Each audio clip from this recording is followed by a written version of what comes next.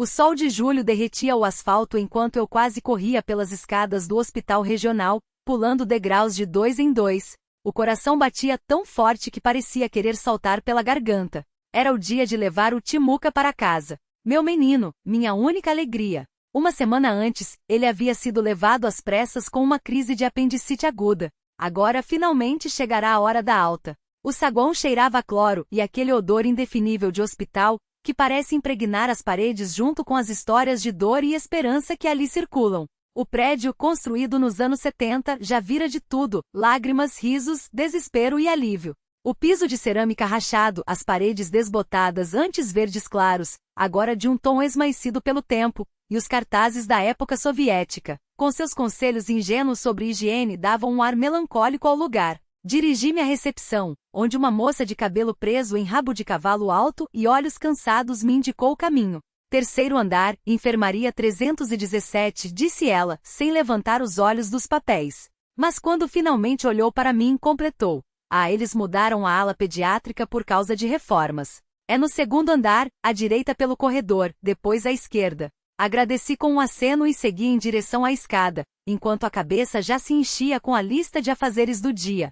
Finalizar o layout para uma construtora, passar na farmácia para comprar vitaminas, preparar os sonhos de queijo que o Timuca adora. Trabalhar em casa às vezes é um caos. As fronteiras entre vida profissional e pessoal se misturam, tudo vira uma só coisa. Mas quando se é mãe solteira de um garoto de 9 anos, sem ninguém para ajudar além de um pai já idoso, não há muitas opções. Só percebi que tinha me perdido quando notei que o corredor não correspondia ao que eu esperava. Médicos em jalecos brancos passavam apressados, rostos tensos, e o silêncio era quebrado apenas pelos bips dos aparelhos e murmúrios abafados.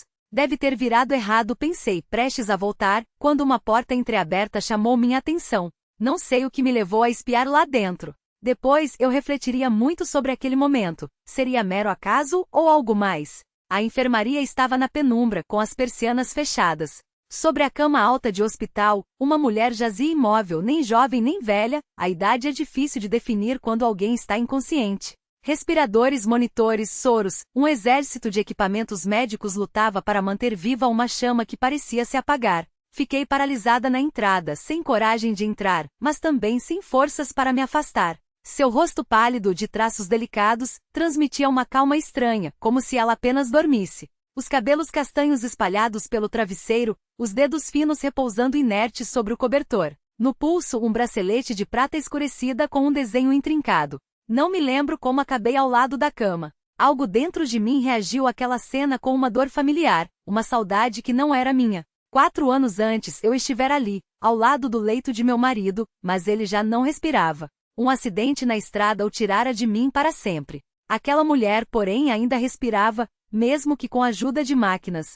"Quem é você?" perguntei em voz baixa sem esperar resposta. Sem saber por que estendi a mão e toquei seu pulso, bem onde ficava o bracelete. E então o mundo ao meu redor desapareceu. Vi uma casa de madeira à beira de um lago, sólida, com um sótão e uma varanda espaçosa. Pinheiros balançavam ao vento, e a superfície agitada da água refletia nuvens carregadas de tempestade. Na varanda, a mesma mulher do leito hospitalar estava de pé, diante de um cavalete. Seus movimentos eram seguros, o pincel dançava sobre a tela, capturando a fúria da tempestade que se aproximava. O vento aumentava, mexendo em seus cabelos, mas ela parecia não perceber. Seu rosto brilhava, os olhos ardiam de inspiração. A chuva começou a cair, grossas gotas borrando as tintas, mas ela não se moveu, até que um clarão ofuscante iluminou tudo. O trovão retumbou bem perto. A mulher gritou: "O que você está fazendo aqui?" Uma voz masculina áspera me arrancou da visão. Afastei a mão como se tivesse levado um choque e me virei. Na porta, um homem alto, de jaleco branco, olhava para mim com desconfiança. Seus cabelos grisalhos nas têmporas e o olhar penetrante davam-lhe ar de autoridade. Eu me perdi e gaguejei, sentindo-me como uma criança flagrada em travessura. "Procuro a ala infantil." "Este é o setor de UTI", respondeu ele, seco. "Aqui não é lugar para visitantes." "Desculpe", recuei, nervosa. "Disseram que era no 3º andar, mas acho que me enganei no caminho."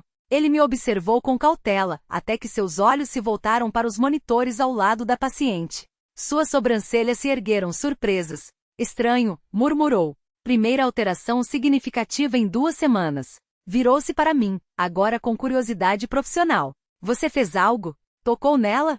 Só no pulso, confessei. Não tinha intenção de causar problemas, doutor. R. Igor Valentinovich apresentou-se automaticamente, ainda analisando os gráficos. A atividade cerebral dela aumentou, como se tivesse reagido à sua presença. Não soube o que dizer. O que acabará de vivenciar ainda tremia dentro de mim, como um eco de algo que eu jurara ter enterrado há muito tempo. Era como voltar à infância, quando imagens e memórias alheias invadiam minha mente sem permissão. Durante 20 anos eu reprimira aquele dom com medo de enlouquecer. Quem é ela? Perguntei, tentando disfarçar a voz trêmula. Paciente sem identificação, respondeu o médico. Chegou há 2 semanas, encontrada desmaiada por cogumelos no bosque. Suspeita de queda de raio, embora não haja queimaduras. Está em coma, e as causas ainda são incertas. Raio. Na minha visão, havia um raio. Coincidência? E a família? Indaguei, sem conseguir esconder o interesse. Ninguém apareceu. Avisamos a polícia, mas até agora, nada. Ele cruzou os braços. E você, afinal, quem é? Zoya Kirsanova, estendi a mão. Vim buscar meu filho. Ele passou por uma apendicectomia há 1 semana. O médico apertou minha mão, seca e quente. A ala pediátrica fica no 3º andar, mas na outra ala disse já mais ameno. Vou acompanhá-la. Antes de sair, não resisti e olhei para trás.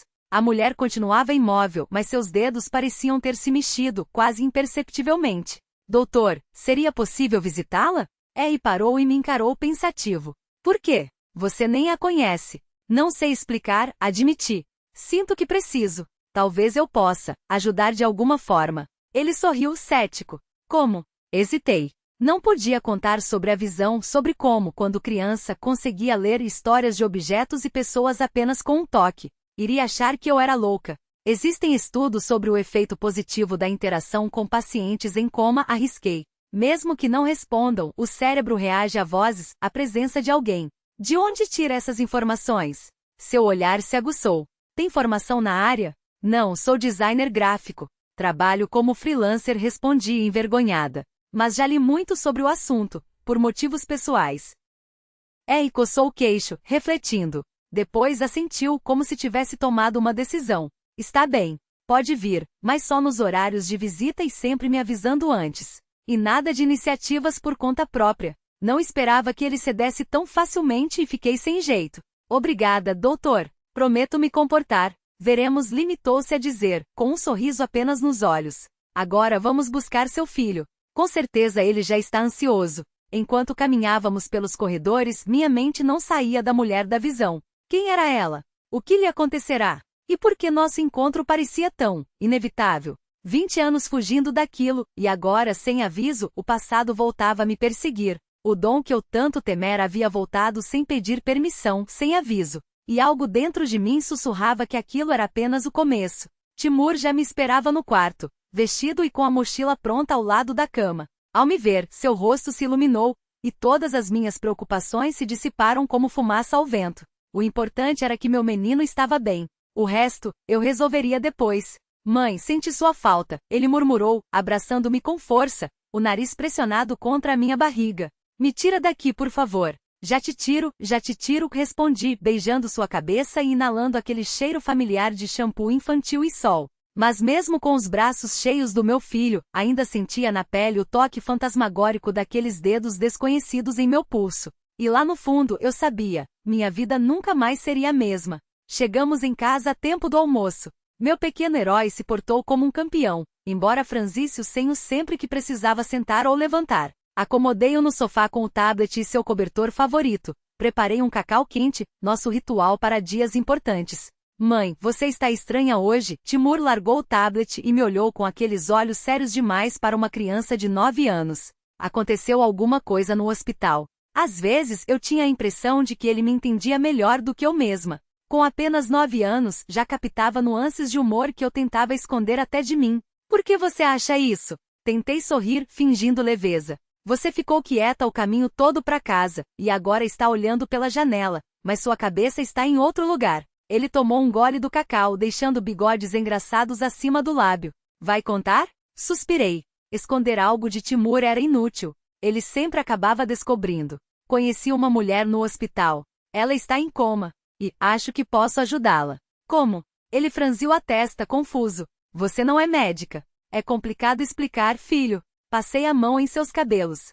Sabe de uma coisa? Vamos descansar um pouco, e à noite a gente vai na casa do vovô. Preciso contar isso para ele também. Timur assentiu, aceitando minha decisão, e voltou para o jogo. Eu, porém, permaneci junto à janela, perdida em pensamentos sobre a desconhecida da UTI. Sua imagem não me largava, ela na varanda com um pincel na mão, o rosto voltado para a tempestade que se aproximava. Quem era ela? E por que, depois de tantos anos, meu dom havia voltado justamente agora? A oficina do meu pai ficava em um anexo da nossa casa antiga. Nos anos 60, meu avô havia comprado aquele sobrado de madeira no limite da cidade por um preço irrisório. Os donos anteriores, segundo boatos, tinham pressa em ir embora. Diziam que a casa tinha história, mas ninguém sabia ao certo qual. Para os padrões atuais, era uma relíquia. Poucas propriedades assim ainda resistiam.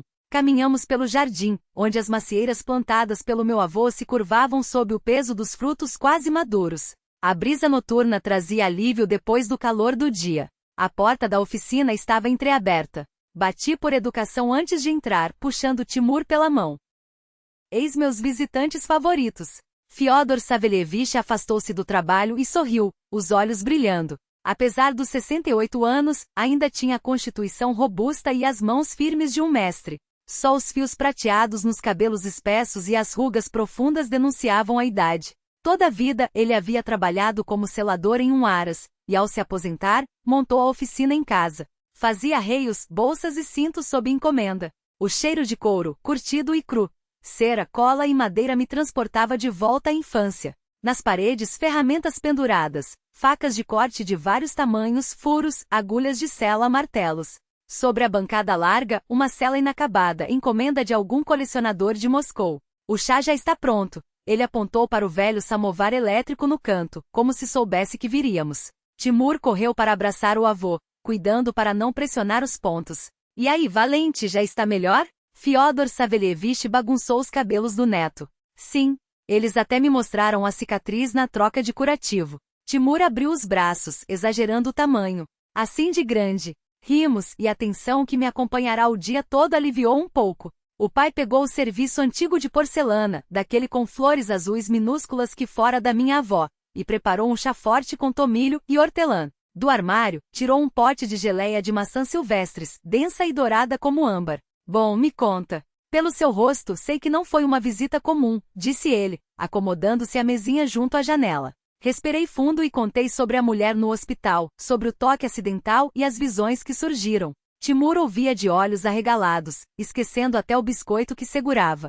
Meu pai não interrompeu, mas as rugas em sua testa se aprofundavam a cada palavra. Volitou o pai, encerrei. Aquilo que a mãe e eu tivemos na infância.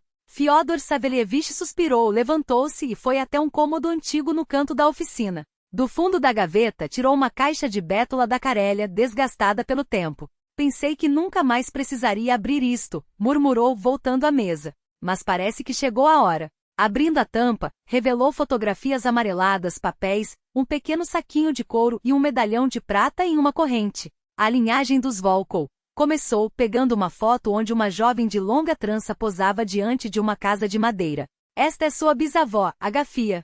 Ela era parteira e enfermeira em lazaretos durante a guerra. Diziam que suas mãos tinham um domingo. Quem ela tocava sarava mais rápido. E tudo porque via a história das pessoas, seu passado, e encontrava ali a chave para curar seu presente. Ela via o passado?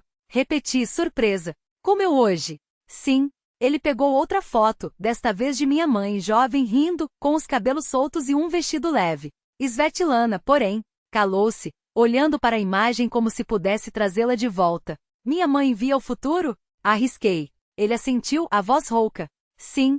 Ela enxergava desgraças alheias, dores que ainda viriam. No começo, só de quem tocava. Depois, até de estranhos na rua. No último ano, até dormir a aterrorizava.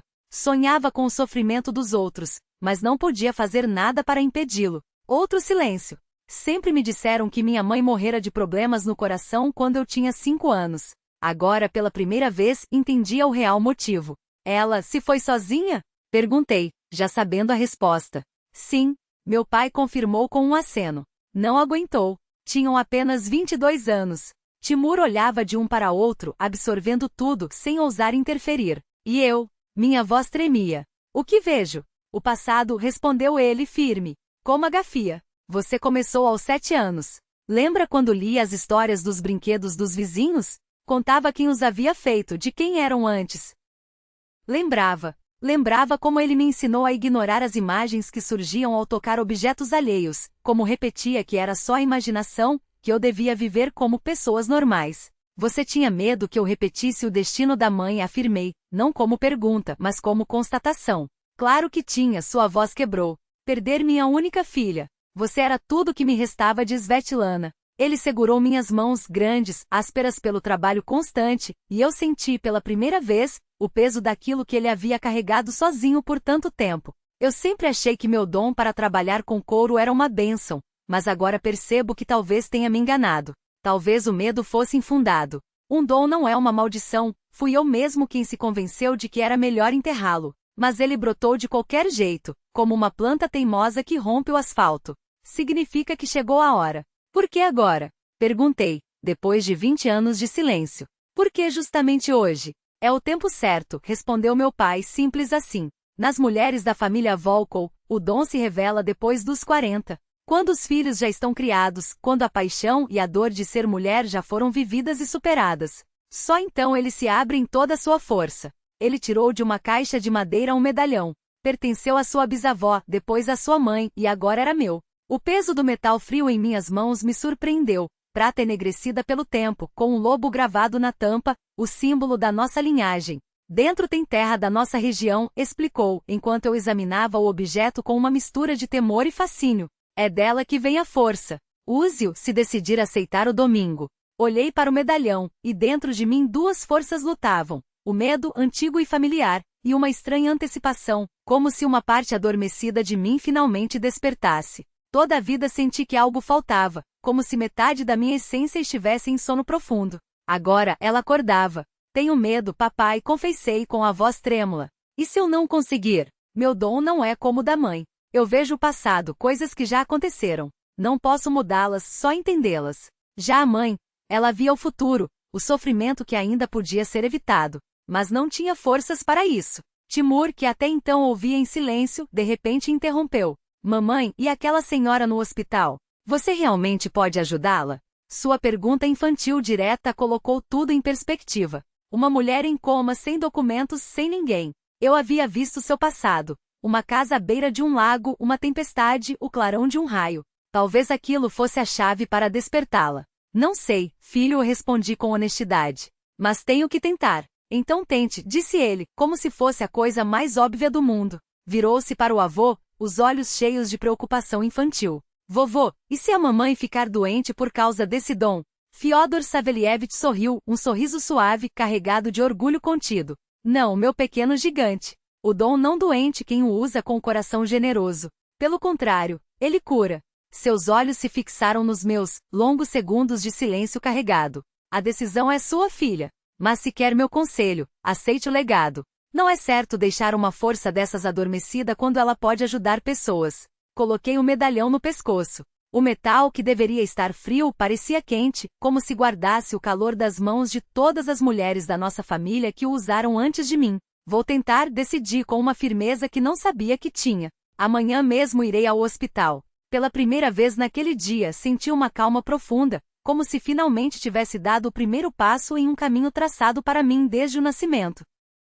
Ficamos até tarde na casa do meu pai. Timur adormeceu no velho sofá da oficina, encolhido sob a jaqueta do avô, que o cobriu com cuidado. Enquanto isso, nós dois falávamos da minha mãe, da minha avó, de histórias da família que eu nunca tinha ouvido antes. Antes de sair, olhei mais uma vez para a foto de Svetlana. Agora em seus olhos eu via não só alegria, mas uma tristeza velada, como se ela já pressentisse seu destino. Não repetirei seu caminho, mãe, sussurrei. Prometo. Na manhã seguinte, eu estava diante da porta do consultório do Dr. Rubsol, os dedos nervosos brincando com o medalhão. Ele me recebeu com a mesma expressão cética de sempre, mas havia uma faísca de curiosidade em seu olhar. Voluntária então, disse, relendo o formulário que eu preenchera na recepção. O que a motiva a ajudar uma estranha? Passei mentalmente pelas explicações que havia ensaiado. Tenho um dom que me permite ver o passado através do toque soaria, no mínimo, excêntrico. Optei por uma meia-verdade. Perdi alguém querido um dia. Ninguém deveria ficar sozinho em um hospital. Rubsou me estudou com o olhar clínico de quem está acostumado a distinguir sintomas de fingimento. Bem, concordou finalmente. Mas há condições, só nos horários de visita, sempre com uma enfermeira presente. Nada de métodos alternativos, remédios ou ervas. Só vou conversar com ela, garanti. E talvez segurar sua mão por um tempo. Ele resmungou algo, mas a desconfiança inicial já havia se dissipado. A Tamara vai levá-la até a paciente. A enfermeira Tamara era uma mulher jovem, de rosto redondo e olhos bondosos, que se movia com uma leveza surpreendente para seu porte. Enquanto caminhávamos pelo corredor, não resistiu à curiosidade. Você realmente quer ajudar nossa desconhecida? É tão incomum. Por que a chamam assim? Perguntei. Não pelo número da cama ou do quarto. Tamara corou levemente. Não consigo chamá-la por números. Ela é uma pessoa. Entre nós, é só assim que a conhecemos, a desconhecida. Como um soldado sem nome, só que uma mulher. Aquela frase simples carregava tanta humanidade que senti uma onda de afeto por ela. Tamara, arrisquei, baixando a voz, você acredita em habilidades incomuns? Ela parou, olhou para mim com seriedade e respondeu. Depois de 20 anos na UTI minha cara, a gente passa a acreditar em tudo. Vi coisas que desafiam a lógica. Pessoas sem esperança que se levantaram, outras que deveriam viver anos e desistiram em questão de horas. Se você tem algo que possa ajudá-la, use. Minha boca está fechada. E assim começou minha rotina. 1 hora por dia naqueles 4 metros quadrados estéreis tornou-se tão natural quanto tomar café pela manhã ou ler uma história para Timur antes de dormir. Meu pai cuidava do meu filho, buscando-o no acampamento de verão para onde o havíamos matriculado nas férias. A cada toque na mão da desconhecida, eu mergulhava mais fundo em sua vida. Os fragmentos se encadeavam como peças de um quebra-cabeça. A infância em uma pequena cidade às margens do Volga, a mãe professora severa, o pai militar, quase sempre ausente. Os primeiros rabiscos infantis, desajeitados, mas já revelando um dom especial para as cores.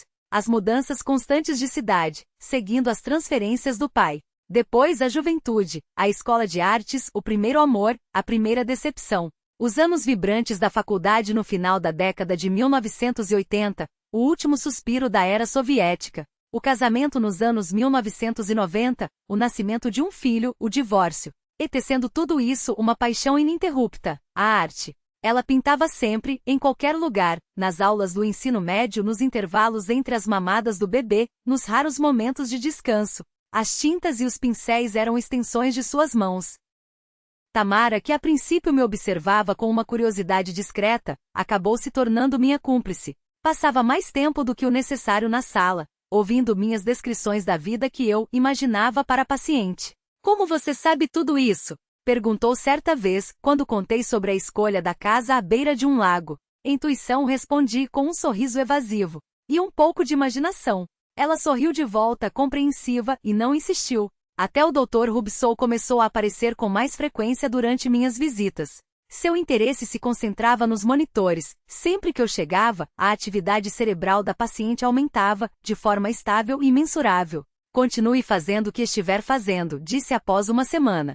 A reação é consistente e positiva. À noite eu me sentava diante do computador, digitando no buscador os detalhes que havia colhido. Lago clareado, casa à beira do lago, dacha do diretor da fábrica. Procurava por qualquer pista que provasse que a mulher das minhas visões era real, não um produto da minha fantasia. No 7º dia, encontrei o que buscava. Um anúncio de 25 anos atrás, oferecendo à venda uma casa de verão à beira do lago Svetloy, antigo pertence do diretor da fábrica Lenin. A descrição coincidia com perfeição. Uma casa espaçosa com sótão e varanda voltada para a água.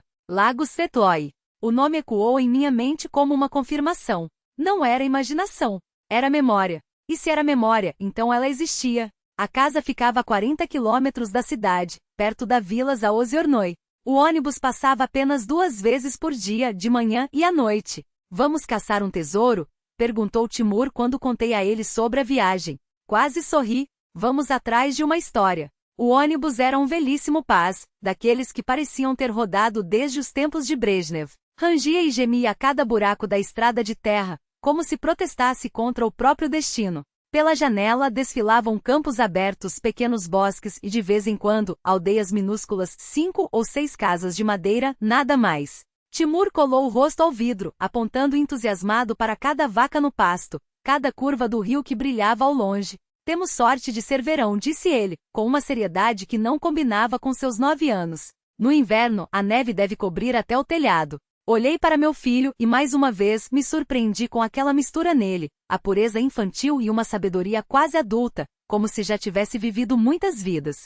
Zaoziornoi era maior do que eu imaginava. Várias ruas de casas de madeira bem cuidadas, uma escola, um pequeno mercado e no alto de uma colina, uma igrejinha de cúpulas azuis. Mas nosso destino era a periferia onde, segundo o mapa, ficava o lago. E se a gente perguntar a alguém? Sugeriu Timur, depois que atravessamos a vila inteira sem avistar a casa. Assenti, e nos aproximamos de um homem idoso que consertava algo em um canteiro. Desculpe, comecei. Procuramos uma casa grande à beira do lago, com um sótão. Dizem que uma pintora mora lá. O homem endireitou as costas, apoiando-se na enxada. Ah, vocês querem a Valentina? Fica na outra margem. Precisam passar pela ponte de madeira e seguir a trilha. Só que ela não está, ouvi dizer que foi para a cidade visitar o filho. E o filho dela? Perguntei, hesitante, sem saber como formular a questão. Semyon? Ele trabalha em turno na usina hidrelétrica. 1 mês lá, 2 semanas aqui. Agora deveria estar por perto. Vi o carro dele ontem. Agradecemos e seguimos até a ponte estreita sobre o canal. Timur ia à frente, testando cada tábua com o pé, como se fosse um explorador em território hostil. Mãe, o que a gente vai dizer para ele? Perguntou, quando já avistávamos o telhado da casa entre os pinheiros. Para o Semyon? Eu mesma não tinha resposta. Olá, sua mãe está em coma na cidade. E eu sei disso porque vejo o passado das pessoas ao tocá-las. Soava absurdo. Mas a verdade decidi, era o único caminho. Só precisava escolher as palavras com cuidado. A casa era exatamente como nas minhas visões. 2 andares com um sótão espaçoso e uma varanda larga de frente para o lago. Sólida, bem construída, com detalhes entalhados nas janelas e um telhado de telhas antigas. Na entrada, um uazepitriote surrado coberto de poeira. Bati à porta. Nenhuma resposta. Bati novamente com mais força. A Valentina não está, se é ela que procuram. Uma voz masculina veio de trás. Virei-me. Junto ao galpão, um homem de cerca de 30 anos segurava um machado, provavelmente rachando lenha. Havia algo nele que me era familiar. Os mesmos olhos cinzentos da mulher das minhas visões, a mesma ruguinha entre as sobrancelhas. Você é o Semyon? Perguntei, aproximando-me. Filho da Valentina Grigorievna. Ele estreitou os olhos, desconfiado. Digamos que sim. E você? Meu nome é Zoya. Apontei para Timur. Este é meu filho. Precisamos falar com você. É sobre sua mãe. O que arrepende com ela?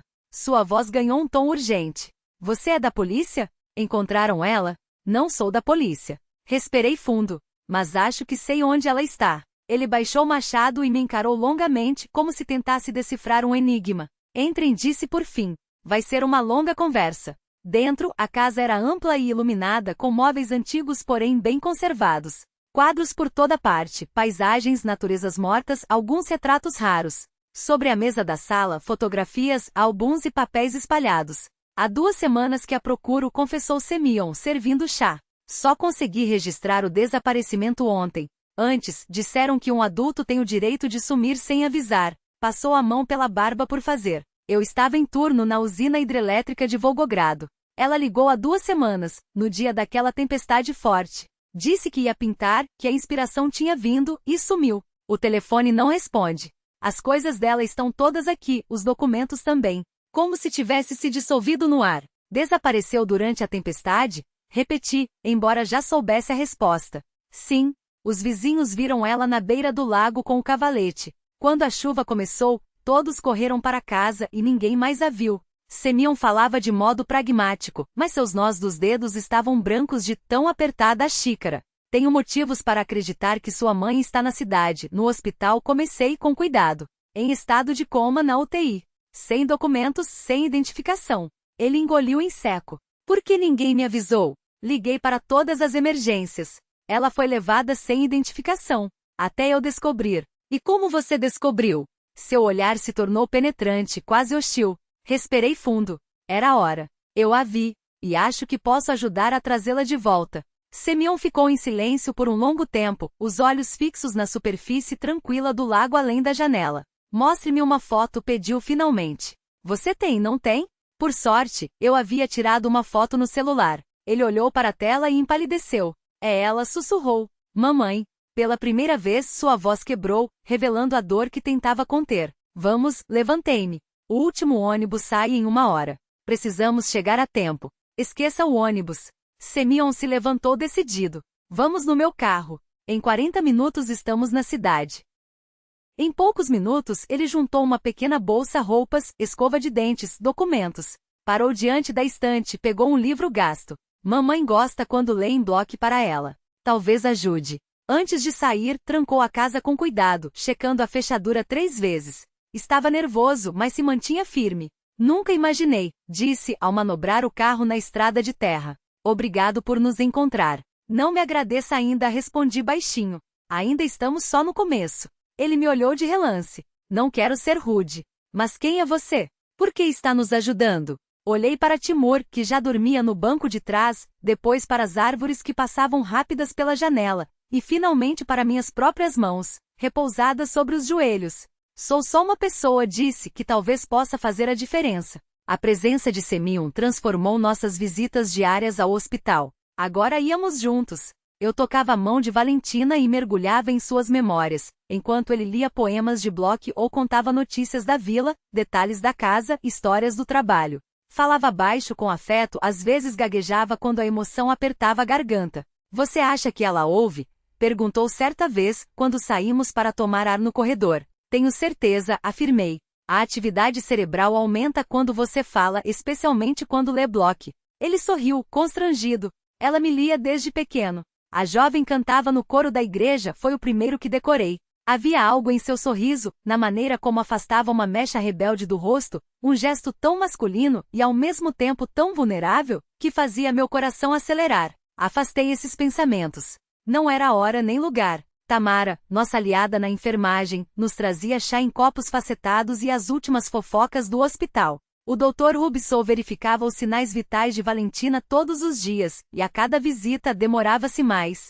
Ouvia minhas descrições do passado dela, que eu supostamente reconstruía, a partir de pistas indiretas com crescente interesse. As conexões neurais estão se regenerando, anunciou no 7º dia. Se continuar assim, há chances reais de ela sair do coma.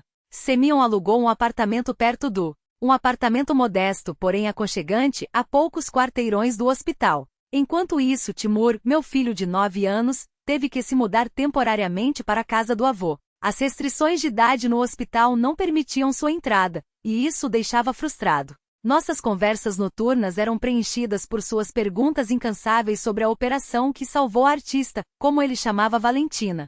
Seu fascínio pela história da mulher que despertou de um sono profundo era quase infantil, mas também revelava uma sensibilidade precoce para a fragilidade da vida. Tudo mudou no 8º dia. Eu estava sentada ao lado da cama de Valentina, segurando sua mão enquanto descrevia um fragmento de memória que havia recuperado. Uma viagem ao Crimeia nos anos 90, quando ela pintava paisagens marinhas com pinceladas rápidas e seguras. Semyon, absorto em seu livro desgastado, recitava em voz baixa versos de Ao Combate Eterno. A paz só nos sonhos habita. De repente, os dedos de Valentina tremeram levemente na minha palma. Congelei. Será que imaginei? Chamei Semyon em um sussurro. Continue lendo. Ele obedeceu, e então, impossível não notar, a mão dela apertou a minha fraca, mas deliberadamente. Seus cílios estremeceram, as pálpebras se entreabriram por um instante, como se a luz do mundo fosse demais para seus olhos ainda adormecidos. Tamara, gritou Semyon, saltando da cadeira.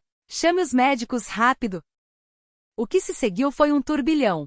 Tamara correu para buscar Rubsol, enquanto nós, Semyon e eu, fomos gentilmente conduzidos para fora da enfermaria. Fiquei sentada em um banco duro do corredor, as mãos ainda trêmulas, enquanto Semyon percorria o piso de linóleo em passos nervosos, incapaz de ficar parado. Como você fez isso? Perguntou ele parando diante de mim. Como ajudou minha mãe a voltar? Balancei a cabeça. Não fui eu. Fomos nós.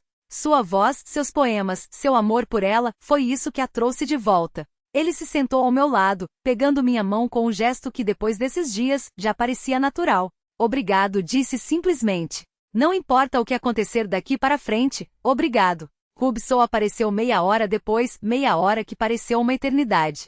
Seu rosto era uma máscara de profissionalismo, mas seus olhos traíam uma cautelosa esperança. A paciente está consciente. Os sinais vitais são estáveis, mas há uma complicação. Semyon segurou a respiração. Qual? A amnésia. Parcial, porém extensa. Ela lembra habilidades, fragmentos de informações, mas não pessoas. Uma pausa. Exceto uma. Ele olhou para mim. Ela se refere a você como a menina de mãos quentes. Quando entrei novamente no quarto, Valentina me encarou com seus olhos cinzentos e claros, exatamente como eu os via em minhas visões, atentos, vivos, capazes de capturar cada detalhe do mundo.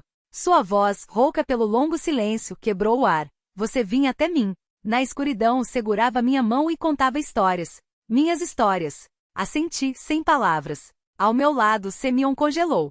Ela não o reconheceu quando ele entrou. E isso partiu seu coração, embora ele tentasse não demonstrar. Sou Zoya, consegui dizer. E este é Semyon, seu filho. Ela virou o rosto para ele, examinando-o com uma curiosidade dolorosa. Filho. Eu tenho um filho. Semyon engoliu em seco, assentindo. Sim, mamãe. Sou eu. Sema. Sema, repetiu ela, como se experimentasse o som do nome. Não me lembro. Desculpe. Seus olhos voltaram para mim. Mas lembro de você. Você trazia luz. Não havia medo ou pânico em seu olhar, apenas uma aceitação serena, talvez o instinto de artista, essa capacidade de abraçar o mundo como ele é, encontrando beleza até nas fraturas. Nos dias seguintes, Valentina foi submetida a exames, sessões com psicólogos e testes neurológicos. Sua recuperação física era surpreendente. Logo foi transferida da UTI para um quarto comum, onde começou a esboçar a enfermaria com traços precisos, como se seus dedos nunca tivessem esquecido o caminho do lápis. Lembrava-se de receitas, descreveu em detalhes como preparar um borscht ucraniano, mas os rostos de sua vida, os lugares que chamara de lar, até mesmo seu próprio sobrenome, permaneciam além de um véu. Uma semana depois de acordar, Rubson nos reuniu em seu consultório. Isso não é incomum em traumas cranianos graves ou privação de oxigênio no cérebro. A memória procedural, habilidades, fatos, muitas vezes resiste. Mas as memórias episódicas, especialmente as ligadas a emoções, são mais vulneráveis. Semyon segurou minha mão com força. Ela nunca vai se lembrar? O médico balançou a cabeça. Não disse isso. A memória pode retornar, total ou parcialmente, mas depende de estímulos adequados. Lugares familiares, objetos, sons, cheiros, terapia constante, e tempo. Seu olhar pousou em mim. E pelo que parece, as sessões com a Zoya. Não faço ideia do que funciona, admiti. Mas se ajuda. Sim, confirmou Rubson. Ela está mais estável do que o esperado. Do ponto de vista médico, já pode ser liberada para reabilitação em casa, desde que haja supervisão. Naquela mesma noite reunimos-nos na sala da nossa casa antiga. Meu pai, Félix Savelevich, serviu chá com tortas de repolho e geleia caseira. Timur, eufórico com a perspectiva de mudanças, balançava as pernas na cadeira. Valentina recebe alta, anunciou meu pai. Precisa de cuidados, de um ambiente familiar e continuação do tratamento. Vou tirar licença não remunerada no trabalho, disse Semyon. Ficarei com ela em Zalziornoi. E as sessões com Zoya? Perguntou meu pai. O médico disse que fazem diferença. Um silêncio constrangedor se instalou. Todos sabíamos. Valentina havia criado um vínculo comigo, mas viajar 40 quilômetros diários era inviável, especialmente com meu trabalho e Timur. Tenho uma proposta, falei, colocando a xícara sobre a mesa. Podemos nos mudar para Zalziornoi. Semyon levantou as sobrancelhas, surpreso. Sério? E seu trabalho? E Timur, a escola? Trabalho remotamente, expliquei. Preciso só de um notebook e internet. Quanto a Timur? Já pesquisei, interrompeu meu filho, vibrante. Tem vaga na escola local, no 4º ano. E já sei tudo sobre os lugares para pescar e colher cogumelos. Meu pai estreitou os olhos. Quando você teve tempo para isso? Quando conversei com o vovô Sema, respondeu Timur, corando. Ah, é? Você o chama assim? Semyon riu e pela primeira vez em semanas, uma risada genuína, de alma. Vovô Sema. Cara, você é demais. Não sou demais, protestou Timur. Quase tenho sua altura. Os adultos trocaram olhares e riram. A tensão se dissipou. Então está decidido? Perguntou meu pai. Vocês vão para Zalziornoi? Olhei para Semyon. Se você não se importar. Importar? Ele balançou a cabeça. Ficarei feliz. A casa é grande, cabe todo mundo. E para minha mãe, será melhor ter você por perto. Quando os detalhes foram resolvidos, Semyon e eu saímos para a varanda. Ele acendeu um cigarro, eu não fumava, mas precisávamos daquele momento só nossos. Você realmente está disposta a virar sua vida de cabeça para baixo por alguém que conhece há 2 semanas? E você não faria o mesmo por quem ajudou sua mãe? Ele ficou em silêncio, olhando para as estrelas. Depois assentiu. Faria.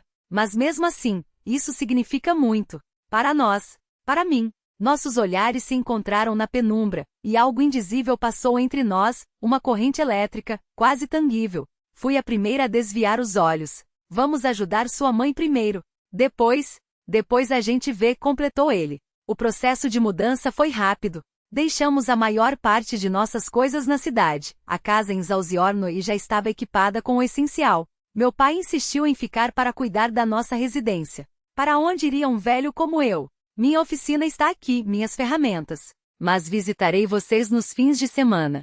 Semyon prometeu buscá-lo. 2 semanas após despertar, Valentina recebeu alta. Ainda não recuperara suas memórias, mas seu corpo já respondia com força suficiente para que ela se movesse sozinha. Hubson nos entregou instruções detalhadas sobre a reabilitação e fez questão de anotarmos seu número pessoal. Liguem a qualquer hora, dia ou noite se algo.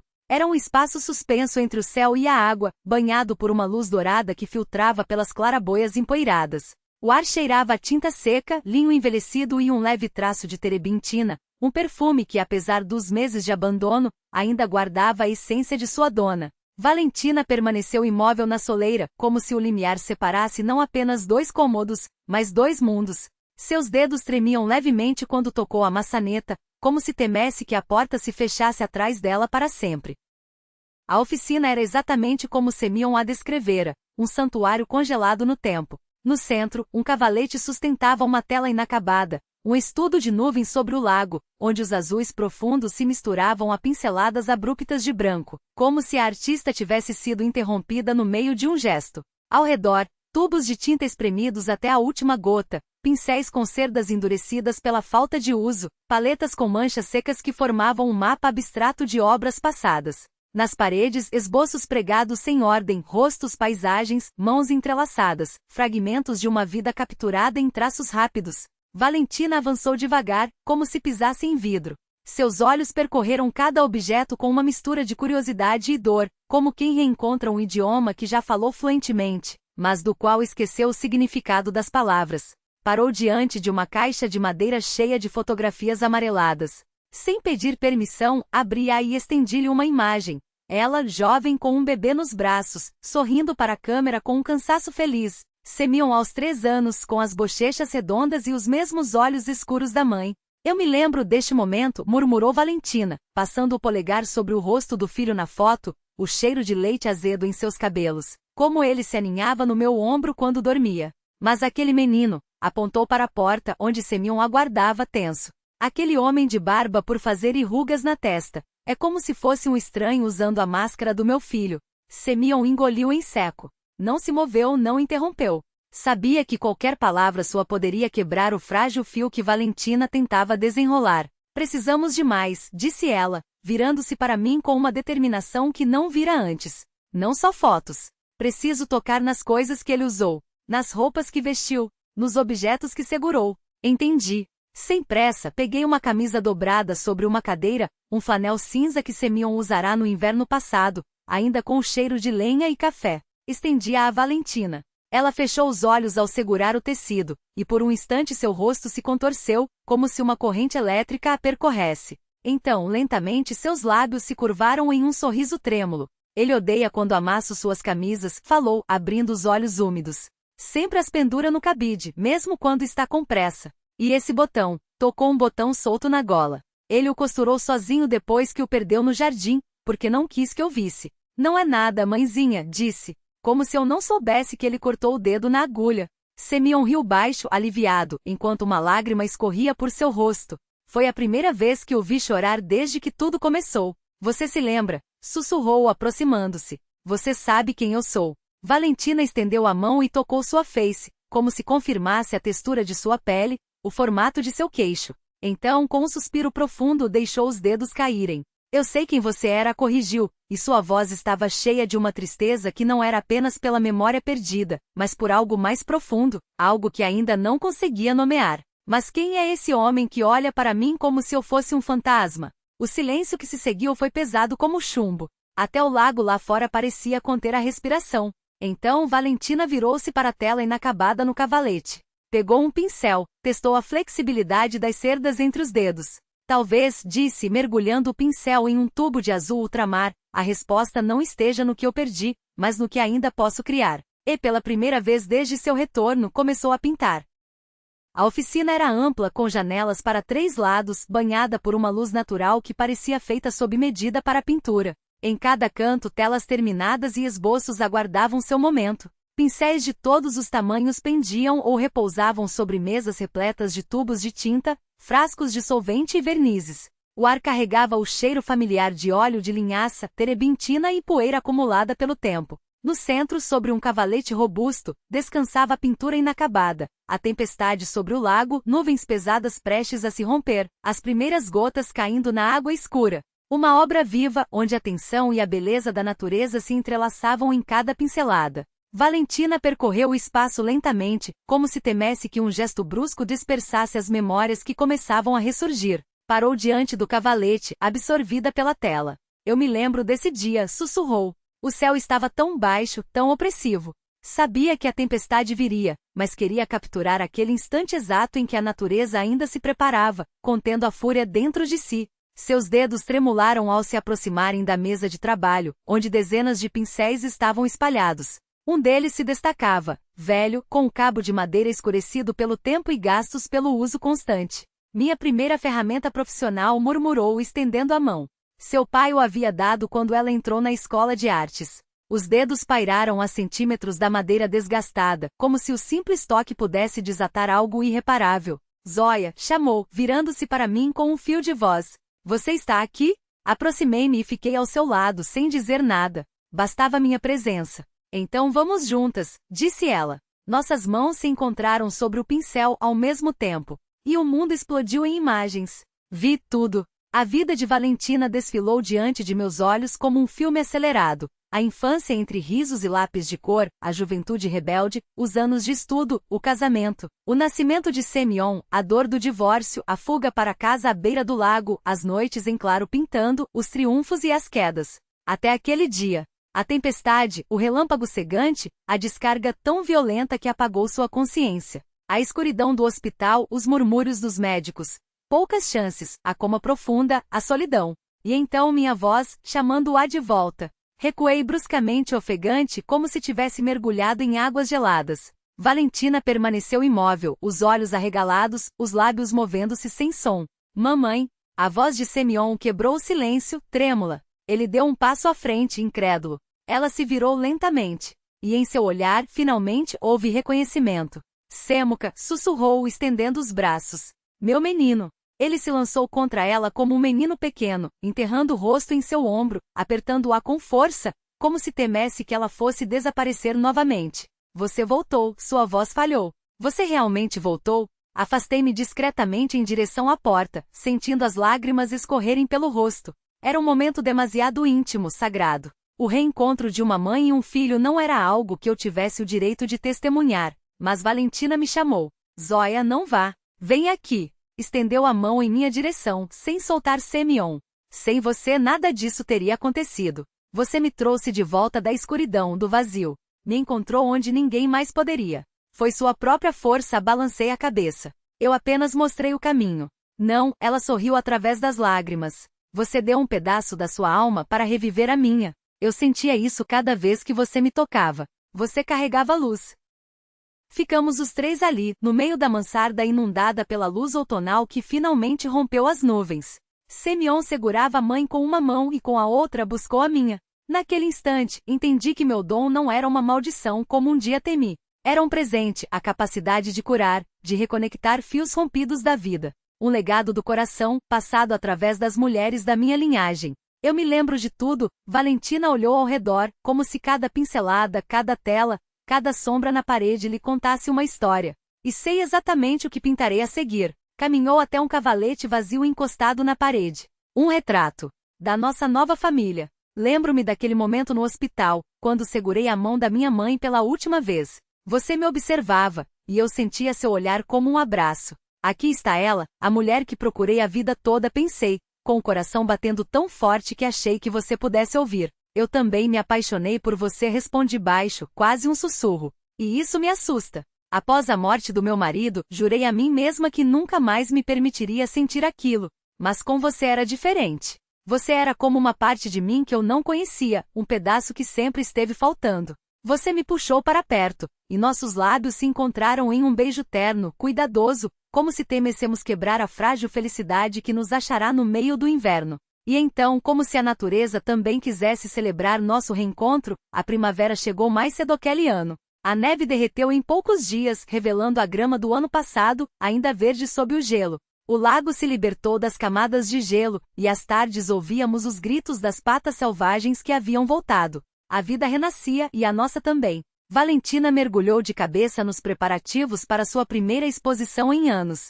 Um crítico de arte da capital, que passava férias com parentes em uma vila vizinha, ficou impressionado com suas novas obras, especialmente aquelas pintadas após sua recuperação. Há algo de outro mundo nelas, disse ele, analisando uma das telas no ateliê. Como se a artista tivesse estado além e voltado para contar o que viu. Valentina sorriu, enigmática. Talvez fosse exatamente isso. Sua exposição individual abriu em abril na Galeria Regional. Veio uma multidão inesperada, moradores locais, colecionadores da capital, até jornalistas. Várias pinturas foram vendidas ainda na vernissage, incluindo aquela paisagem com a tempestade, a mesma que ela deixará inacabada e que agora carregava tanto sua dor quanto seu renascimento. Minha carreira também deslanchou. Graças à internet, eu podia trabalhar de qualquer lugar, e as vistas do lago inspiravam designs únicos. Minha base de clientes crescia, e até comecei a pensar em contratar um assistente. Em maio, eu e Semyon decidimos nos casar. Sem pompa, apenas os mais próximos. A cerimônia aconteceu na pequena igreja de madeira no morro, onde os pais de Valentina também haviam se casado. Nunca pensei que seria madrinha no casamento do meu próprio filho, brincou ela, ajustando meu véu. E eu nunca pensei que aos 43, me casaria pela segunda vez, respondi, nervosa como uma adolescente. Timur, com ar solene, carregava as alianças em uma almofada de veludo. Meu pai me levou ao altar, enxugando uma lágrima furtiva, provavelmente lembrando de minha mãe, que não viveu para ver aquele dia. Quando voltamos para casa após a cerimônia, meu pai me chamou de lado. Você sabe o que decidi, não sabe? Assenti. Conversávamos sobre isso desde o inverno. Fyodor Savelievich finalmente aceitou se mudar para perto de nós. A casa na cidade estava grande e vazia demais para um homem sozinho. Semyon prometeu construir uma oficina aqui, explicou meu pai. Dizem que por aqui há demanda por celas de qualidade. Os fazendeiros criam cavalos.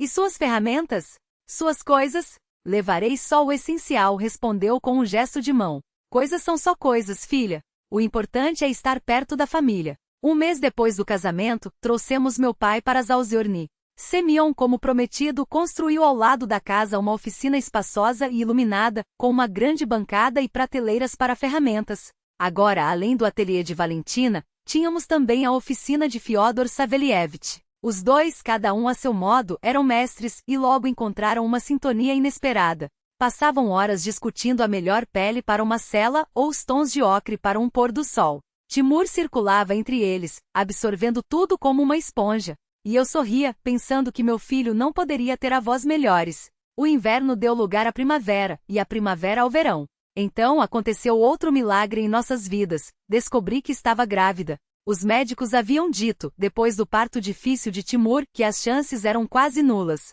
É o amor, sorria Valentina, tocando minha barriga arredondada. Ele faz milagres. Em junho de 2022, nossa filha nasceu pequena, forte, com um tufo escuro de cabelo e um olhar penetrante. Vamos chamá-la de Svetlana, em homenagem à minha mãe.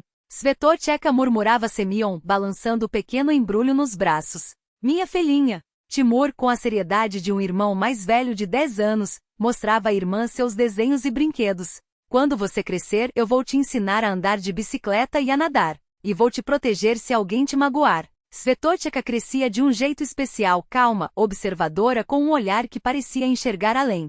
Às vezes eu a flagrava fitando objetos antigos ou tocando a madeira com uma expressão concentrada, a sobrancelha franzida. Você acha que ela também tem o dom? Perguntou-me Semyon certa vez, enquanto víamos a pequena Svetocheka, com apenas 1 ano, acariciar com uma ternura incomum o medalhão do lobo que eu herdara de minha bisavó. É possível, respondi. Ele costuma pular gerações. Se for o caso, vou ensinar a não temê-lo, a aceitá-lo como uma bênção, não como uma maldição. Não tinha mais medo do meu domingo. Pelo contrário, ele se tornará uma fonte de força. Comecei a ajudar as pessoas discretamente. Quem ouvia a história de Valentina vinha até mim com pedidos, uns buscavam objetos perdidos, outros queriam conhecer a história por trás de uma relíquia de família, alguns esperavam desvendar mistérios do passado para encontrar paz no presente. Não recusava se sentia que poderia contribuir. Valentina brincava que eram meus dias de atendimento como clarividente, e Semyon arrumou para mim um pequeno cômodo no térreo, para que as visitas não perturbassem nossa rotina. O verão de 2023 foi especialmente quente. As macieiras que Semyon plantara em nossa primeira primavera juntos deram os primeiros frutos. Timur e seus amigos passavam os dias no lago, bronzeados e crescidos, cada vez mais parecido com o pai. Svetorcheka dava seus primeiros passos firmes na varanda segurando minhas mãos e rindo alto. À noite nos reuníamos todos, Semyon, eu, as crianças, Valentina, meu pai. Tomávamos chá, conversávamos, fazíamos planos. Fyodor Savelievich mostrava com orgulho uma cela nova, encomendada por um colecionador de Moscou. Valentina compartilhava ideias para uma nova série de quadros. Semyon falava do trabalho, havia conseguido uma vaga no serviço florestal local, para ficar mais perto de casa e não precisar se ausentar em turnos. Numa dessas noites, quando as crianças já dormiam e nós, adultos, estávamos na varanda olhando para as estrelas, meu pai tirou do bolso uma foto amarelada. Sua mãe disse, entregando-a a mim, no dia em que vocês vieram pela primeira vez ao lago. Na imagem, uma mulher jovem de cabelos longos e escuros estava à beira de água, segurando nos braços uma menininha. Ambas sorriam, felizes, sem preocupações. Eu não me lembrava aquele dia, era muito pequena. Ela se orgulharia de você, murmurou meu pai. Do jeito como lidou com seu dom, da família que construiu. Apertei a foto contra o peito, sentindo as lágrimas escorrerem. Às vezes converso com ela quando toco nas coisas que foram suas. Sua voz é tão clara como se estivesse aqui. Porque ela está aqui, disse Valentina, cobrindo minha mão com a sua. Todos aqueles que amamos ficam conosco. Na memória, no coração, no sangue. Semyon me abraçou pelos ombros. Obrigado por tudo. Eu olhava para o lago, para as estrelas refletidas na água escura, para as luzes das casas distantes na outra margem, para minha família, incrível. Formada pelos fragmentos de destinos diferentes, unidos em um todo coerente. O dom de ver o passado me levou até este futuro. Um dom que já me apavorou, que já considerei uma maldição, revelou-se afinal, o caminho para a felicidade. E lá no fundo, eu sabia, a pequena Sevetoka, batizada em homenagem à avó que nunca conheci, herdaria esse mesmo domingo, mas ao contrário de sua homônima, ela cresceria sabendo que ele é uma bênção, que a família a apoiaria, ensinando-a a dominar sua força, e que o amor sempre será mais forte que o medo. O medalhão com o lobo brilhava suave em meu pescoço, como se piscasse em cumplicidade. As mulheres da linhagem dos Volkov sempre foram fortes. E sempre serão. Em que está pensando? Perguntou Semyon, beijando minha têmpora. Que a casa à beira do lago é a melhor coisa que já me aconteceu, respondi, encostando-me nele. E que às vezes é preciso perder-se para encontrar a felicidade verdadeira. Uma estrela cadente riscou o céu, deixando um rastro luminoso. Fechei os olhos e fiz um desejo simples e eterno, que todos aqueles que amo permaneçam saudáveis e felizes. O resto, nós construiremos com nossas próprias mãos.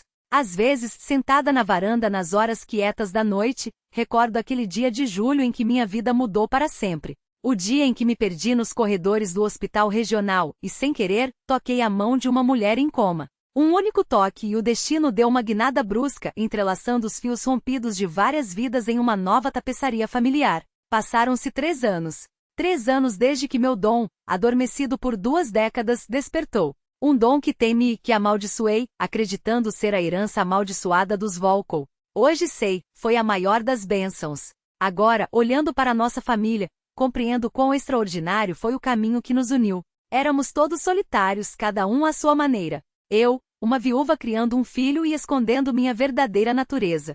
Semyon, um filho desesperado em busca da mãe desaparecida. Valentina, uma artista que perdeu a si mesma em um raio. Meu pai, um viúvo guardando a memória de uma esposa partida cedo. Até meu Timur, uma criança sem pai, sentindo-se incompleto entre os colegas. Vasos quebrados, fragmentos de vidas passadas. E agora?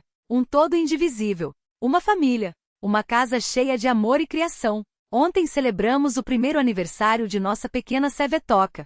Svetlana, nome que carrega a memória de minha mãe, da qual mal me lembro. Uma menina de olhos sérios, onde às vezes brilha algo antigo, sábio, como se visse o que está oculto aos outros. Em suas veias corre o sangue dos Volkov, e sei que o dom também se manifestará nela. Mas ao contrário de minha mãe, ao contrário de mim, ela não temerá sua força. Não a esconderá como um segredo vergonhoso. Ensino-a a reaceitar o dom como parte de si, a usá-lo para o bem.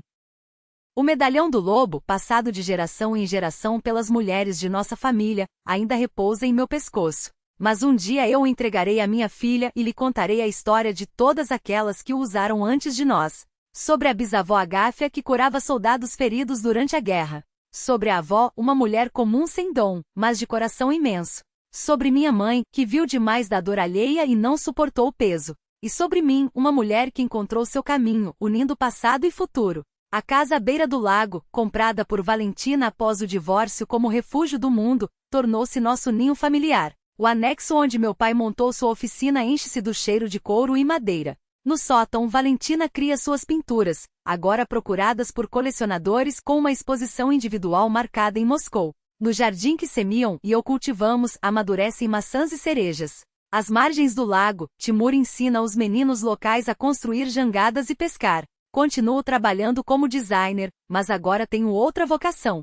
Uma vez por semana, abro as portas do meu pequeno consultório, com janelas para o lago, onde recebo aqueles que buscam ajuda através do meu domingo. Pessoas vêm das vilas vizinhas, às vezes até da cidade, com relíquias de família, objetos antigos, fotografias. Toquei-os e conto suas histórias, ajudo a encontrar o perdido, a compreender o esquecido, a perdoar o passado. Semyon no início ria da minha sala de clarividente, mas logo deixou de lado a ironia ao ver a gratidão nos olhos daqueles que descobriram verdade sobre suas raízes ou antepassados. Agora ele se orgulha de mim, sua esposa, mãe de nossos filhos, guardiã do lar. Nosso casamento foi simples, mas transbordante de felicidade. Na antiga igreja da vila, onde os pais de Valentina se casaram, prometemos estar juntos na alegria e na dor. E até agora cumprimos essa promessa, apesar das dificuldades do cotidiano, das diferenças de personalidade, da fadiga ocasional. O amor que nasceu da gratidão e da ajuda mútua mostrou-se mais resistente que muitos outros sentimentos. Timur agora chama Semyon de pai por vontade própria, sem que eu precise sugerir. Semyon o acolheu como filho, e ao vê-los juntos consertando uma bicicleta ou construindo um ninho para pássaros, não consigo conter as lágrimas de felicidade. Era disso que meu menino precisava, um ombro masculino, uma mão firme, o exemplo de um homem verdadeiro. Meu pai também floresceu em nossa casa. Os pedidos por seus trabalhos em couro e talha de ícones não param de chegar. Os donos de cavalos da região logo descobriram suas habilidades de mestre. À noite, ele e Valentina muitas vezes ficam lado a lado, ela pintando, ele esculpindo padrões no couro, e o silêncio entre eles está repleto de entendimento. Penso no caminho que percorri nestes 3 anos. No medo que se transformou em aceitação. No dom que de maldição tornou-se bênção. Naquele encontro casual que mudou 5 vidas. E entendo o essencial, nada é por acaso. Tudo o que nos acontece tem um sentido e um propósito, mesmo quando não conseguimos enxergá-los. O Dr. Rubsou, que testemunhou a recuperação milagrosa de Valentina, tornou-se nosso médico de família e amigo. Às vezes ele vem passar os fins de semana conosco, pescar à beira do lago ou tomar chá na varanda. Certa vez, confessou que o caso de Valentina o fez repensar muitos dogmas médicos e abrir-se para o inexplicável. Há mais coisas entre o céu e a terra, Zóia, disse ele, observando o pôr do sol sobre a água, do que sonha nossa filosofia. Guardo no coração cada momento desta nova vida. O primeiro sorriso de Svetoka. O orgulho de Timur ao tirar nota máxima em física. O olhar terno de Semyon através da mesa. O riso feliz de Valentina dançando com meu pai em nosso casamento. O calor de um lar onde finalmente encontrei meu lugar. Ninguém sabe o que nos espera adiante. Talvez novos desafios, talvez novas alegrias.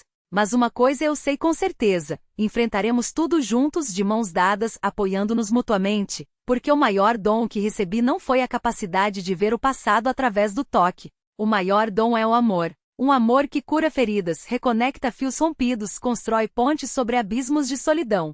O dom do coração. Isso nos salvou a todos. Ao tocar o medalhão em meu pescoço, sinto o calor da prata que absorveu a energia de todas as mulheres de nossa linhagem. E sussurro uma promessa à mãe que mal conheci, mas cujo sangue corre em minhas veias. Não repetirei seu caminho, mamãe. Encontrei o meu, e ensinarei nossa filha a trilhar o dela com orgulho, com a cabeça erguida sem temer a própria força. Lá sobre o lago, uma ave solitária lança seu grito agudo ao céu. Dentro de casa, uma canção de ninar embala o ar. Semion acalma a pequena Sevetoca, cujos olhos pesados já se rendem ao sono.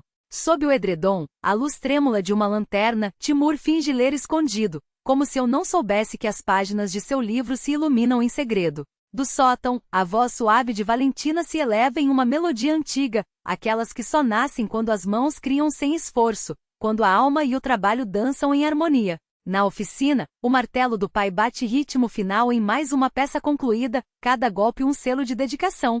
Eu permaneço na varanda, deixando que o perfume das flores noturnas, jardineiras, madressilvas, algo que só desabrocha na escuridão, envolva meus pulmões. E sinto então uma gratidão tão vasta que quase dói. Foi através da dor, das perdas, dos caminhos tortuosos que a vida me guiou até aqui, até este instante de paz que é também vitória. Sei com uma certeza que não vem da razão, mas do peito, que qualquer coisa que vier pela frente serei capaz de enfrentar. Porque um coração aberto não conhece medo, só sabe acolher. E quando abrimos as portas da alma, o único hóspede que entra sem bater é o amor. Aqui, o texto original continha um chamado à interação com os leitores. Para manter a coerência com o estilo narrativo e reflexivo desenvolvido, sugere-se substituir por um fechamento que reforça a essência da história. E assim, entre o som dos que amo e o silêncio das estrelas, compreendo que o dom de Zoya, aquele que pulsa em suas mãos, que cura e une, nunca foi apenas dela. É o fio invisível que tece todas as nossas histórias, a coragem de escolher a luz mesmo quando a noite parece eterna. Que cada um de nós encontre em sua própria jornada um medalhão, uma canção ou simples gestos para lembrar. A magia está em viver com o coração tão aberto que até as feridas se transformem em portas.